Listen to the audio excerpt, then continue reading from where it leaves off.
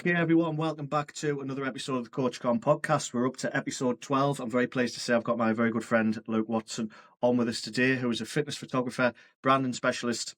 He's going to bring a lot to us today around confidence, photo shoots, storytelling, branding, building a personal brand through a media as well. So, very brief introduction to Luke, but over to him. Luke, thank you very much for coming on. For those of us, who don't know you just yet, can you tell us a little bit about yourself? What got you into photography, especially in the bodybuilding and fitness world?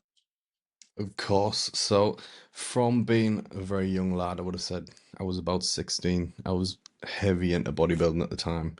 And what I did was buy a camera. So, I went Curry's, I think it was, and bought a little 100D Canon to take shots of myself and film some gym stuff because I was going to be a YouTuber, because as you are when you're young and a new thing arises. And that was the plan. And then I just started taking photos to obviously practice and get better at using the camera of the most random things. So it was like I've got shots from that decade when I was taking photos of sheep, flowers, like random landscapes and buildings and all of that jazz. And then I kind of just got into the fun of being creative. So that hobby kind of continued over the years. And I did my degree in sports science. And then following that, I decided to join the army. So I did 4 years in the army, but during that time, I was taking the camera with me to different places, or if I was traveling, if I was going to, I think I've got loads from zoos and stuff when I've been away. So just the most random shots. And then following leaving the army, followed my degree qualification. I went into PT and fitness. And then I also branched into keep doing photography as a hobby. I was heavy into like boudoir and nude art style stuff. So I was doing that alongside of, and the gym that I worked at actually offered for me to cover their shred shoot, which was like their diet and phase. So they did like a 12-week diet, and then I was doing the photos on the back end. So from there, both of the styles of the boudoir kind of mixed, and this is where we've landed now. And following obviously under the passion of bodybuilding, I've always done for 20 odd years, I would have said. Maybe not that long, but like 15, 16. But following that, the passions kind of all crossed over. So the main speciality that we do is in female empowerment portraiture. And then the second speciality is the gym fitness market and side, which crosses over well into bodybuilding and gym owners, content creators, stuff like that. So that's kind of how we've landed where we are. But I would say that's the journey that it's been through. Brilliant. So it kind of just built up gradually and ended up full time, or did you feel there was a moment when you were like, yeah, I'm doing this full time now? Yeah, there was a switch, so it was more of a part-time thing because I was still coaching for a long time online and in-person PTs, and then it came to a point where the photography, videography was taking up a lot of my schedule, so I couldn't give the all to the PT clients. So I said, right, I'm going to pack in my PT business completely and just solely focus on photography. I think that was only about a year ago, I would have said, but professionally, we've been doing it for about 4 or 5 years. So a long time before I got to the point where I could say, yeah, this is the switching point. And then we went full photography, videography services, just invested more time into that more than anything. Yeah, and that's, as I say, I mean, I've worked with you now, I think pretty much since I started in this, and as I say, you've got a real sort of passion for it, and I think definitely the fitness side of things has been very, very good for you. And as I say, it's certainly good. Obviously, the work that I've seen that you've done for me and other folks. But would you say there's a difference between fitness photography and other kinds of photography? Is anything that kind of makes that special and stand out in a way for you? So the difference between the two, I would say all kind of come under the same umbrella because it's about making people see themselves from another perspective. So in terms of the empowerment portrait, it's the same as if I was doing a fitness portrait. So people who have done diets or trained for a long periods of time, etc., when they actually see themselves on the back of a professional camera rig, they don't realize that it's actually how they look. So they're used to seeing themselves on their iPhones, or they've took videos where they've Yeah. done the check-ins, etc. And then the difference between the two cameras is just completely night and day. So having them see that part of themselves, like the reflection of themselves, is why we do what we do, because that's the whole point of doing portraiture. I would say from other genres like weddings and family portraits and stuff like that, that's about celebrating the moment, but even then it has the same element of reflection upon themselves. So that all genres of photography cover the same, like seeing yourself from an outside perspective, but that is the main difference, I would say, between fitness and the type of style that we do. Absolutely. Yeah. And what advice would you give someone who feels maybe not ready or a little bit nervous? Maybe they want to do a photo shoot, but they're just a bit unsure. Is there any advice you'd sort of give around that, maybe? I would say just go for it. I know with ourselves, we've completely changed the way we approach it, because when we were starting out and doing shoots, people would inquire, they would book in a date, and then we would just turn up. That was it. So we've kind of switched that around now. So the way our process goes is we'll have that initial booking, we'll explain everything and go through it on the phone. And then after that, we will book in a Zoom consult so we can get some actual face to face. And then people, when they turn up to the actual shoot date, feel like they already know us. So a lot of Yeah. those initial nerves are already gone. So there is no reason to be nervous as long as you've got a good photographer who knows what they're doing and they can talk to people. There's nothing to worry about. So just book on and just do the shoot, and you'll enjoy every second of it. And when you get the photos back, that's the reward that you get from that delayed gratification. Massively, massively. And is there I think something that you talk about is like storytelling, things like that. And, how do you help sort of coaches, athletes tell their story beyond just looking, say, lean or muscular, that kind of thing? So I'd say that comes down to the goal of the actual shoot. So with our coaches and athletes, they tend to want to document that end process. Hmm. So we'll go through like the poses and everything that documents them in their best light, and obviously we use all the lighting and things that we know will make that look amazing, which is completely different to document someone's bodybuilding journey. So if they were doing a prep and we were filming or capturing different stages of that, it's a completely different insight into what we're capturing. Do you get where I'm coming Yeah, from? no, massively. Yeah, it's, as I say, I think it's sometimes as well, sometimes even like the captions and stuff when people post the work, and obviously when you post it as well, it's kind of telling the story behind that as well, like kind of how people's maybe had, you know, a moment where they've thought, yeah, I actually want to do this, and they've gone for it, and that pride they feel after it. I know for myself, when we did our last one in June, I kind of thought, well, it's actually been worth it. And I think that's sort of the story behind that hard work that goes in to then get you almost like your reward at the end of it all. And with Definitely, I would everything, say. yeah, yeah, Yeah. no, I was that's gonna it. say the storytelling side of it is massive, especially in the business side for the coaches, because that gives an insight to them, which people buy coaching based on personality. They don't buy it off the guy that looks the most amazing. I mean, some people do, but obviously that then comes into storytelling of that physique as well. So storytelling's massive, especially in business side. Yeah, no, definitely. And do you feel content's going to get even more important as kind of the months keep rolling on? Obviously the world of AI coming in and that kind of thing. That's a massive one, I would say. So with the new AI, the younger generation, we can spot it a Yeah, mile off. So what I think is going to happen, because right now it's all new and like fresh, so everyone's doing it.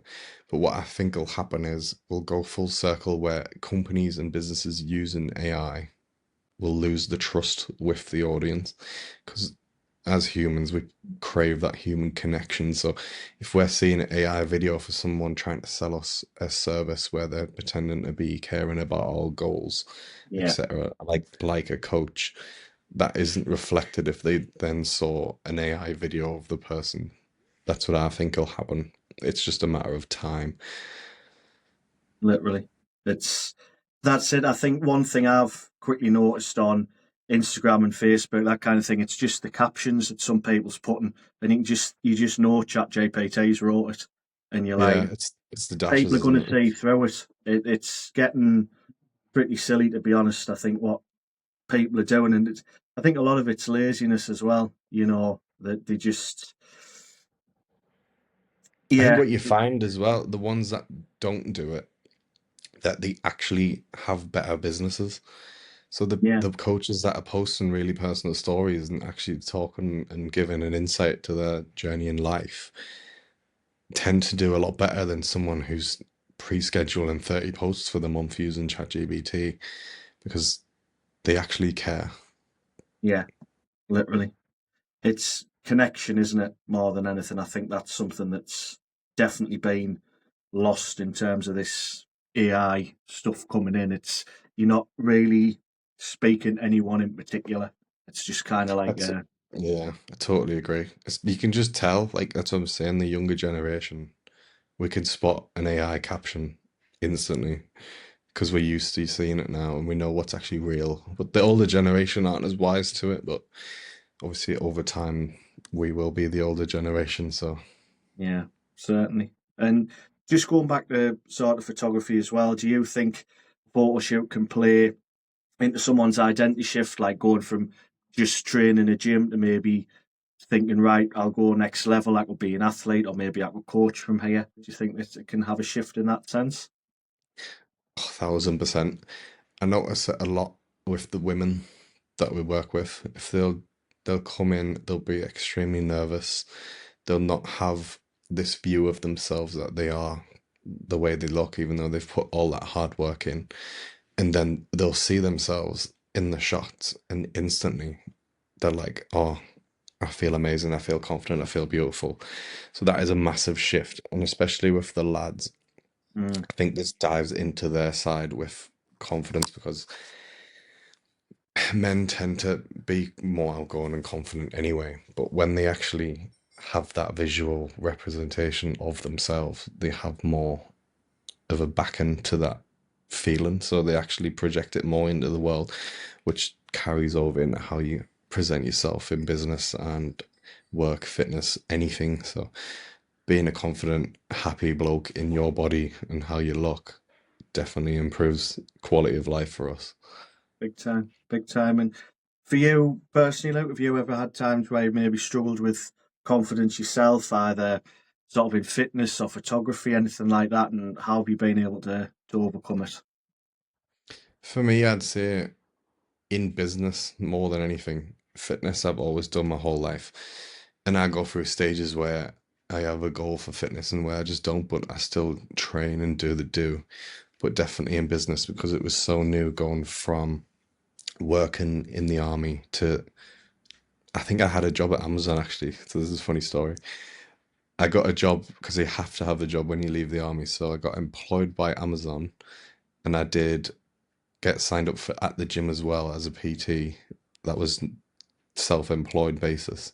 And I went to Amazon and I lasted, I think it was 2 shifts, and I walked out because I couldn't do it. I just hated it. And then it was that mental shift of I cannot work for some industry like that where it's mindlessly 9 to 5. So I've now got to shift my full focus to growing this PT business.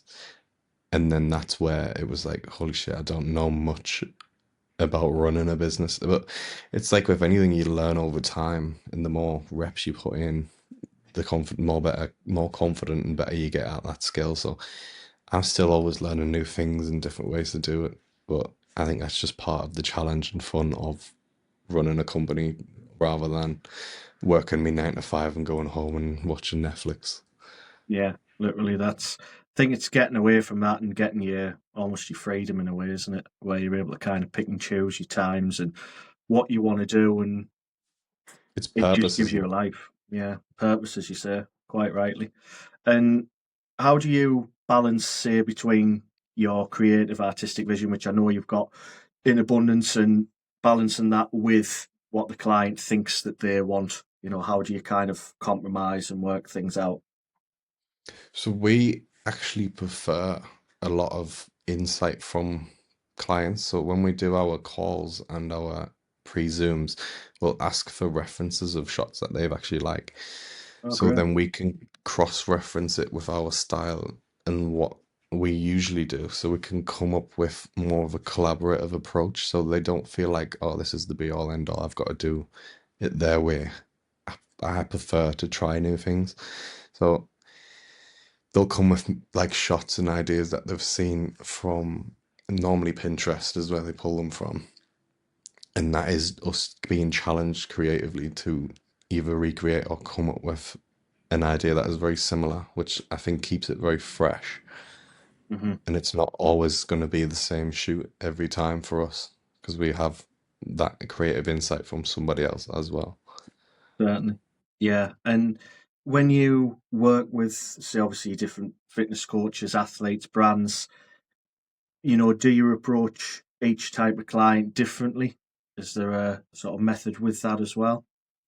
Yeah, definitely. So this would come under their consults. So if I'm working with a coach, for example, we'll sit down, we'll look at their target niche, their market, and the client avatars. And from there, we'll make content plans and shot lists to talk to that audience rather than it being, oh, we'll just shoot some shots of you doing dumbbell curls, like, because that's Yeah. what's going to sell for you. So with our better packages, we definitely dive a lot deeper into the marketing side of it. And we are expanding that side at current. So I've got a company being set up for with a girl. She's a marketing specialist, so she's coming on board, and the plan is she will write the strategies and the plans to help them hit the goal that they set. We'll, off the back of that, come up with the content and the plan for that, and then there'll be a socials manager who will execute all of that. So just expanding, but definitely bringing into that what the question was. Clever. No, I like that. And it's with obviously social media, we know that moves very fast, and you kind of touched on it there. But how do you keep your work fresh and not just say another picture on Instagram of someone hitting dumbbell curls? So with ours, I think photography is very different. So what we're especially on our portraiture side, which is the creative, more creative one than the business one, style is very important with photographers. So everybody's got their own style. The photos will be edited very similarly between each shot. So the only real change in variable there is the person in the photo and the posing. That comes with the creative insight that we just spoke about. Mm, So things are always going to be fresh within what we create for from a photography standpoint. But with trends and socials, that's where that marketing specialist would come in. So she would monitor the trends and what is working across different platforms, and then she would write them strategy plans to help the coaches and the businesses, and then we would obviously execute it for them. So it's just a someone keeping up to date with those and not me having to then manually do it. So it's just expanding the team. We need a team. We can't be one man army anymore. Like not into the age of AI. We need more people on top of different aspects that I'm not necessarily going to be 100% an expert in. Like I could yeah, sit there and work any camera, but I might not know all of the social trends occurring on TikTok and Instagram because with being with creating the content, I tend to not consume it as much, so I don't scroll through Instagram or TikTok much, if at all. yeah, Whereas somebody whose job that is would know those trends from the get go and then can relay that info to me to create it. clever. No, I like that. And of course, you know, you're a business owner, entrepreneur, however you want to put it. And sometimes we know that that means irregular hours, and for yourself as well. Of course, you've got traveling to be doing, getting the shoots. You've got, I know myself, editing can take hours, if not days. And how do you balance that lifestyle? Any tips and insight into that? I'm probably the worst person to ask for that. So I'm like a work addict at the moment, especially during these months because this is our busiest sort of period, the middle of the year. So my day consists. I get up at about 5. I'll do my bit reading, self-care stuff, and then from there I'll reply to all emails, messages, etc., etc. And then I Brilliant. normally have a little work block where I'll edit for about 3 or 4 hours, and then over lunch I'll have the lunch break and shoot off to the gym, do whatever. It's normally about 2. I end up there, and then after that I'll come home, do all my messages that people then replied to, and then go do a little bit more of editing on the night and finish the day from there. So I'm 24/7, 7 days a week at current, but during the winter, I do tend to have more free time, so I'll block days off where I just don't do Yeah, anything other than messages. So I'll keep on top of those, but other than that, I'll have days where I'm free. brilliant. No, that's it. No, I think to a point as well, when you're working on something, building something, obviously yourself with this business and everything over the last several years you've been doing it. I think balance kind of goes a little bit out the window at times, doesn't it? Really. It comes back to that purpose. Like if you've got a purpose to do something and you enjoy doing it, then what's stopping you doing it all the time? Do you know what I mean? Certainly. And just touching on purpose for a moment there, like obviously do a lot of work. You've worked very hard. How do you think someone can find their purpose if they may be struggling a little bit? I always say it's a reflection of what you actually enjoy. Like everybody's got a hobby. Everyone likes to do something. Now that can apply to literally any genre, I'm going to call it, any aspect. So say you, for example, were massively into getting wrecked on a weekend. You like going out and having a party. There's nothing stopping you either looking at becoming club owners or hosting events or even a club promoter or just selling shots. Like there's Yeah, different ways and means for anything that you actually enjoy. So if you were massively into fitness like yourself, you've gone down that personal training route, which is obviously you are in the gym helping people achieve the goals, which is an extension of you achieving your goals. So there's different ways and means of any sort of passion or hobby. You just have to apply yourself to it and break out of the mindset of I need to go to my 9 to 5 job writing emails for somebody else who's figured that out a long time before you. yeah. I like that. It's. I think it's finding something, as you were saying, that you do enjoy, and I think a great way that you've put that is like an extension of yourself, something like that you can really get stuck into. And I think we are starting to see more people finding the path a little bit, but it is it is like a bit of a slog, and I think people do forget that as well. That there's a lot of I, work involved. I think it came from the lockdown because everybody was obviously working from home and a lot of people were doing things on the side because they had nothing else to do. So when we didn't have to go back to work, people are like, hmm, why do I need to go and sit in an office for 8 hours a day when I could do this thing that I was doing in lockdown and sell it? Like, there's always a ways and means, and I think that lockdown changed the way the world worked in terms of looking at the actual work day because nobody fully works in offices anymore. I mean, it's quite rare. A lot of people still work from home or have at least 1 or 2 days where they're not in office anymore. I know my mum, she works for the probation service. She works from home, I think, most of the time. She has one day in the week where she goes into the office, and I can't remember what reason it was for, but it's more of like an admin side. So I think the world changed from that lockdown, and that's what's got people now chasing their own dreams rather than other people's. Hmm. Massively, massively. That's yeah. I think if there was one good thing that kind of came out of that, it probably was people thinking, "Oh, maybe I could do this full time," that kind of thing. And just going back, obviously, the photo shoots, things like that. Have you had a particular favourite shoot or something particularly memorable that's happened? I wouldn't say I've got any particular favorites. I think every single one is different for me, which makes it amazing. The part that I love the most is connecting with new people and then seeing them see themselves from my perspective or eye of whatever you want to call it. And the what the word you would call it, but like when they light up with joy of how they actually look. Yeah, That is what makes it for me in terms of what we do. yeah.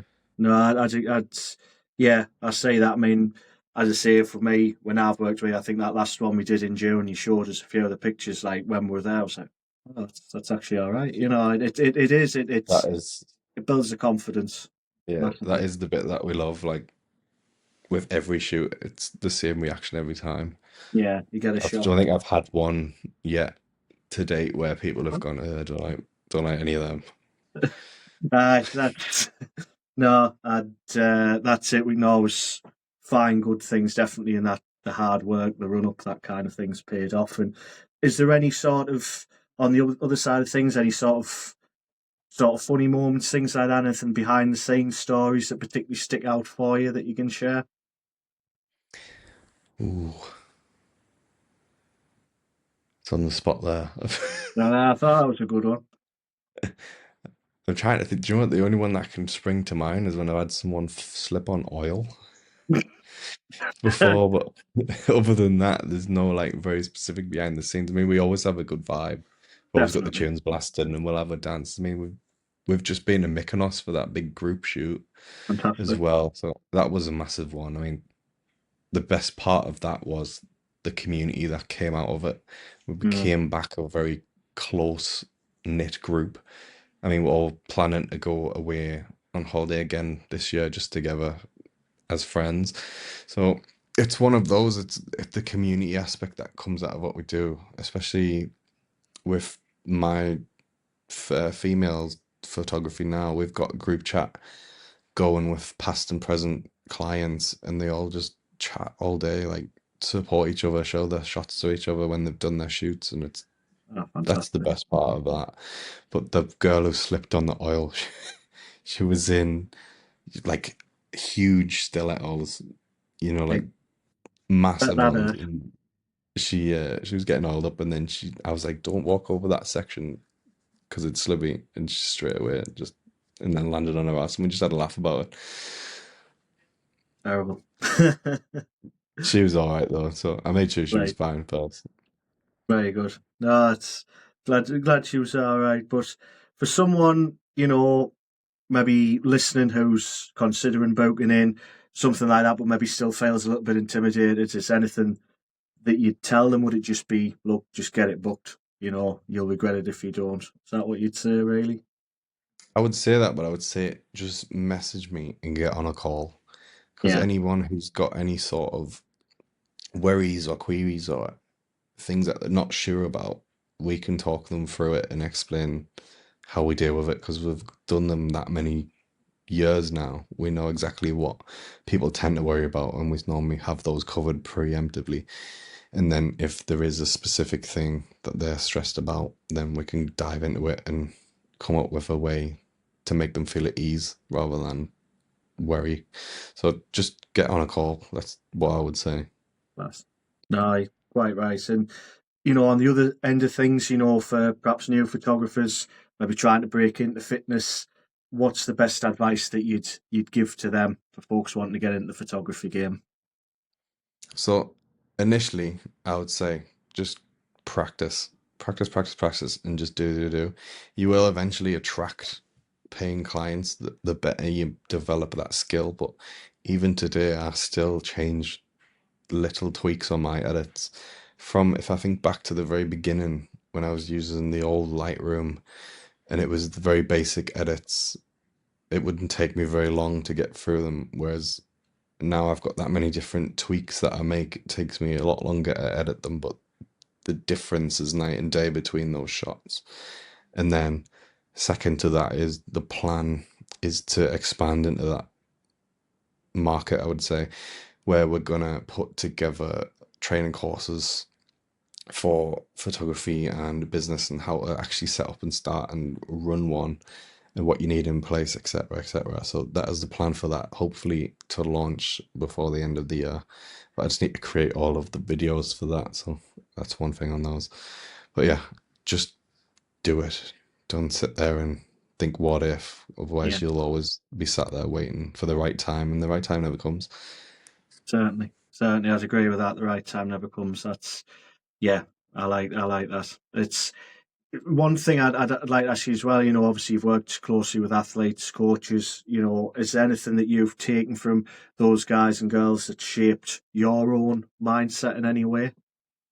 So I like meeting with especially the coaches that come from Dubai and stuff like that.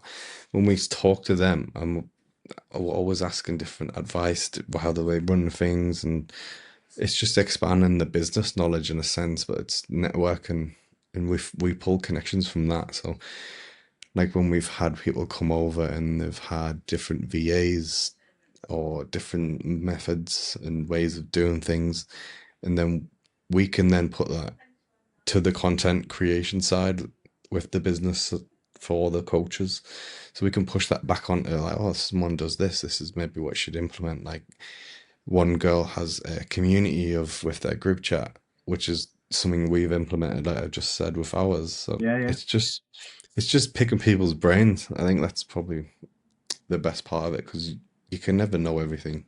So yeah. finding out Always what other learn. people do that's been successful, that's the best way forward.